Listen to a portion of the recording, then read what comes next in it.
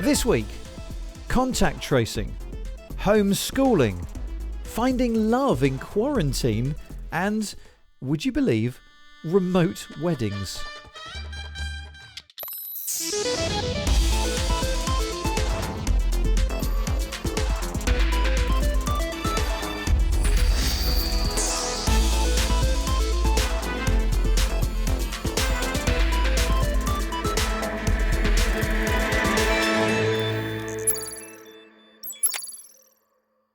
Welcome to Click. The days are getting longer and so is the hair, but we are still here. Hope you're okay. Look, Lara's in the house. Well, hers. Hello, good to see you, Spencer. How are you? What have you been doing apart from growing your hair? I've been quite busy watching a lot of TV, actually. We're big fans of Doctor Who here, so on social media, thousands of people agree to hit play on the same episode at exactly the same time, like 7 o'clock. And what then happens is we all watch together, but the director, the scriptwriter and some of the actors are all tweeting along while we're watching. So you get this kind of live director's commentary on a second screen. I love it. It's this kind of communal feel. We're all watching these great programmes. Oh, that sounds really fun. In this house, we've been very busy making television. Downstairs, my husband's been making his TV show. Yep. It's a good job I'm good with tech because he's needed a bit of help. Yes, I've seen. And this sign has become a bit controversial because when his sign arrived for his show, it's huge. So there's now a bit of competition. Next week, this may have to move closer to the camera. Okay, brilliant plan. You do that. If that keeps you sane during lockdown, you guys just carry on with the war of the logos. Of course, we are still in lockdown here in the UK, but now questions are starting to turn to when and how lockdown may be eased. One of the key conditions seems to be whether we can accurately test for COVID-19 and trace the people who have had it and who they've been in contact with. Now, as we've been hearing, governments around the world are pinning their hopes on our phones and so-called contact tracing apps. They sound great, but can they work? Here's Chris Fox. Contact tracing is about keeping a record of who you've been around, so if you get ill, they can quickly be warned that you may have passed on an infection. But once we're out of lockdown, we can't possibly remember every person we've been close to for long enough to catch coronavirus, whether that's in a park or on a train or at a party. And time is critical. What if one of these people later finds out they have COVID-19 and that they might have given it to me? So, governments around the world are proposing we use our phones to track who we meet and, critically, send instant cascades of alerts if somebody tests positive, so we can quickly go back into self-isolation and stop the spread. Several ideas about how this could work have been put forward. One way is to use GPS satellite location data to keep a record of everywhere you go. Then if you get ill, the system can warn people who've been nearby. But it goes without saying that asking people to keep a record of everywhere they've been and share that with a third party or government raises privacy concerns. And satellite location data doesn't work well indoors or underground. And it can't tell you what floor of a building you're on, so no good for people who live in flats. Mobile phone towers can be used to work out roughly where you've been as your phone jumps from tower to tower as you move around. But while this works on any phone without installing any apps, it's far less accurate than satellite location data, so it's not hugely useful for contact tracing, although it can be used to check people are staying at home during a national lockdown. One idea that's gathering attention is using Bluetooth on a smartphone. This is the option being explored by the UK's NHSX team, among others. The idea is that anywhere I go, my smartphone will exchange an anonymous key with other smartphones nearby using Bluetooth. My phone will keep the keys it receives for 14 days and strangers will get mine. If I then get ill, I'll be able to declare my status in an app and add my key to a central database. That means everybody that's picked up my key while out and about can be warned instantly that someone they've met has coronavirus. This idea has the backing of Apple and Google. They plan to build the tech into their mobile operating systems, iOS and Android, so in future it won't even need a third-party app for it to work. Now, using Bluetooth offers more privacy because the codes shared are anonymous, the matching can be done on your device rather than a central database, And the system doesn't use any location data, so it won't keep a record of where you've been. But you'll need a smartphone, and not all of them have the right kind of Bluetooth for it to work. On the other hand, if you collect location data and store it centrally, then governments and health researchers can analyse the data, identify virus hotspots and track where the virus is spreading. Either way, for any system like this to work, it needs a big proportion of smartphone users to take part. If too few people take part, the system is a lot less useful. That was Chris Fox. Now, as it happens, this week we saw the first glimpses of the UK's Bluetooth-based contact tracing app being trialled at a Royal Air Force base in North Yorkshire. But hundreds of privacy and security experts from around the world have written an open letter expressing concerns about the way they think that contact tracing apps need to pay attention to our privacy. One of those experts is online now, Professor Alan Woodward. We've talked about 3 different ways of tracking people's location. Do you think any of them are accurate enough? The short answer is no. None of them are, because you have, in the real world, in a perfect world, if you're in a laboratory, you might get something like the accuracy you need. But in the real world, none of them are going to be accurate enough, particularly indoors, where really it's only Bluetooth is the only option you have. But that's why you can't rely solely on the distance data, and why the better apps are going to model in time as well. So, for example, let's suppose you come within 2 meters of someone passing them on a bike on a road, but actually you only get 1 ping from the Bluetooth beacon that's sent out. It's not necessarily a risk, or it's a much lower risk than if you're cycling together for an hour. Do you think there's a danger that we're putting too much emphasis on the technology and the contact tracing apps? You can't just rely on the technology on its own to automate everything. There will have to be a human in the loop. And there is also an element of, we know that the ultimate solution is only going to come when we've got a vaccine and proper testing for this that's universally available and available at scale. And there is a bit of an element, one of my colleagues called it do something-itis. There is an element of, we can quickly do something with technology, and with this do something-itis, as he calls it, it makes people feel better because they feel that the government is doing something. So we mustn't get carried away with the fact that this is the end solution. It might be part of the solution, but it's not the complete solution. Hello and welcome to the Week in Tech. It was the week that Netflix added 16 million new subscribers in the first quarter of the year. Nintendo said it's increasing Switch production by 10%, and Facebook released its gaming app ahead of schedule, a move they said was directly in response to the lockdown. Facebook also launched a coronavirus survey in the UK this week, asking select users if they'd had symptoms of COVID-19.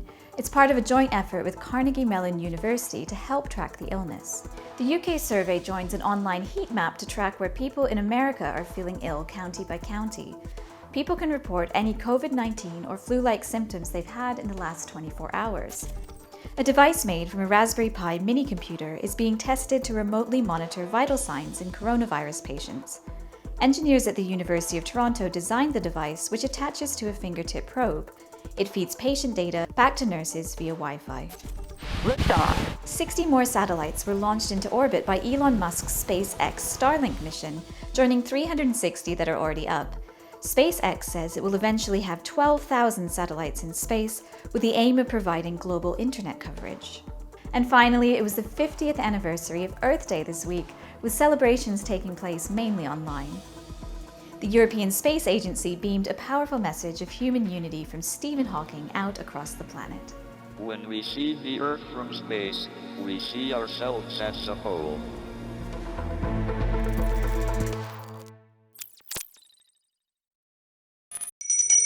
Okay, school is back, and that means for parents at home we have to start helping our children with their lessons. The BBC's Bite Size has had a huge upgrade. Sometimes you have to work it out in your head. It has hundreds of bits of interactive content following the national curriculum for both primary and secondary students. Also, there's the Oak National Academy, which is backed by the government here in the UK, and that's designed by teachers and provides video lessons, worksheets and quizzes related to many subjects. The truth is, there is a lot of homeschooling content online, but it's pretty overwhelming for any parent to work out where to go for what. So here's Kate Russell with a roundup of what's around. You know, it's okay to admit that this shutdown is sending you a little bit doolally, like the parents who posted these brilliant memes about homeschooling.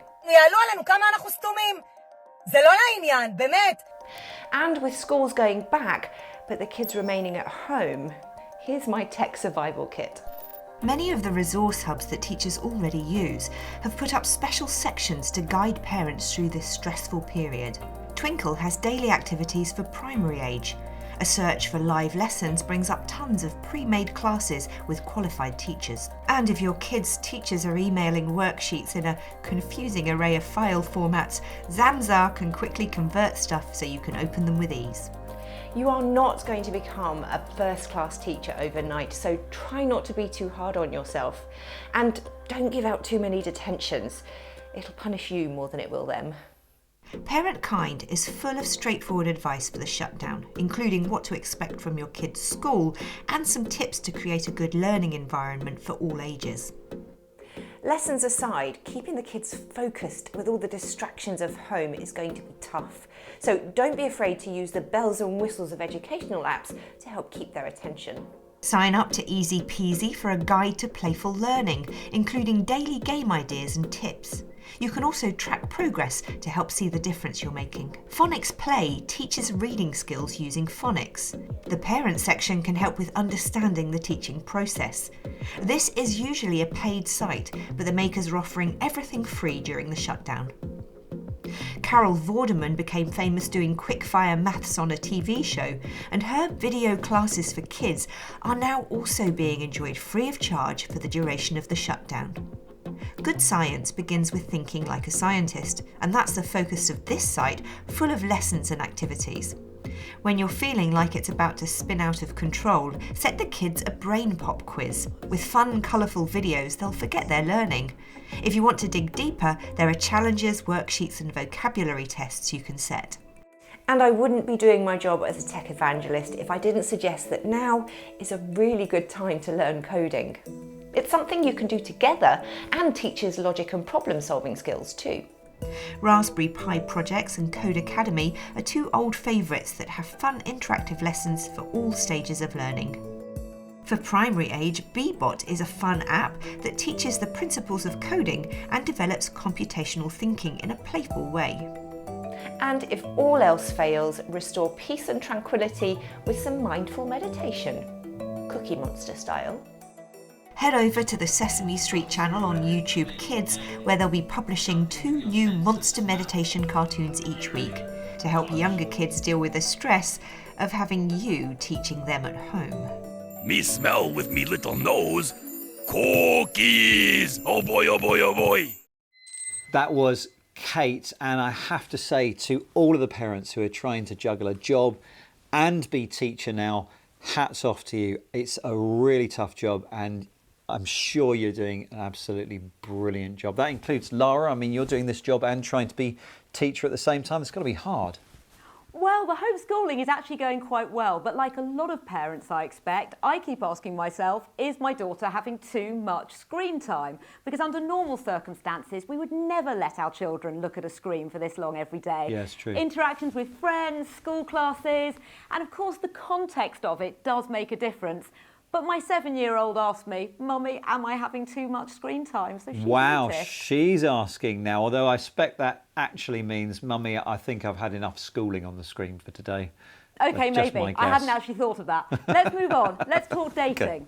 Rather surprisingly, through this period of isolation, the dating apps have had more interactions on them than before. Now, I've heard this too, and I've thought this is quite weird because why would you try and start the dating process now when you can't go ahead and immediately meet someone in the flesh? I don't get it. I mean, I'm not single, so maybe I'm just not thinking in the right way, but I've found it weird as well.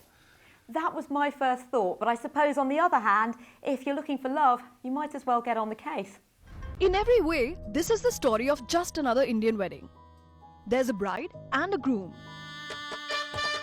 Shaadi.com, an online matchmaking service with millions of users across the world, has seized the opportunity and introduced a feature called WFH.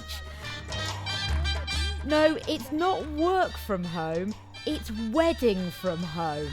And even the lockdown couldn't stop some of the 200 guests from dancing at this virtual Hindu ceremony in India.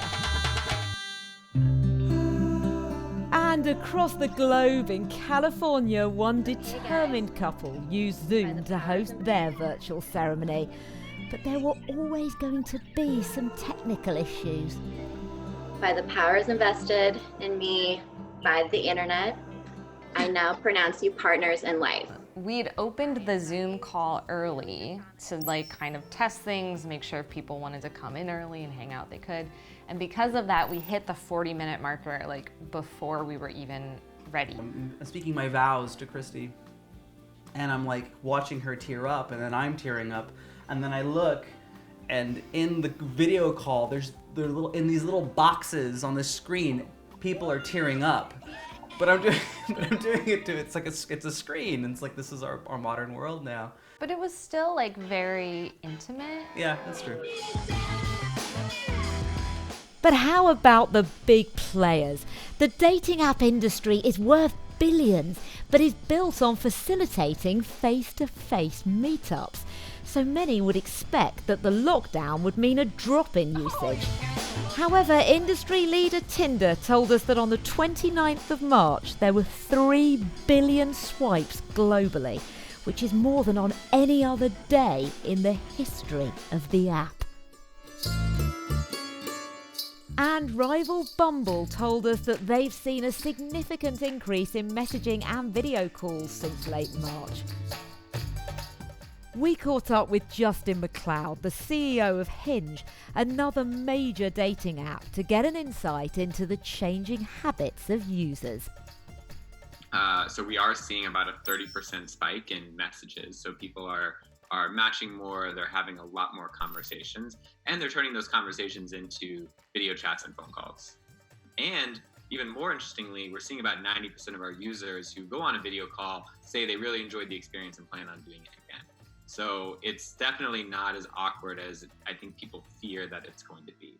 I do think that the culture of dating will change as the result of this. I think one of the biggest things is people are getting used to video chatting, and they're dipping their toe in it and realizing it's actually pretty great. And I really do think that people will continue to do that after social distancing ends.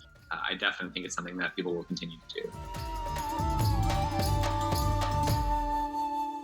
So the big dating apps have found that for their users, lockdown hasn't proved to be that much of a barrier in looking for love. But there are some other creative solutions starting to spring up.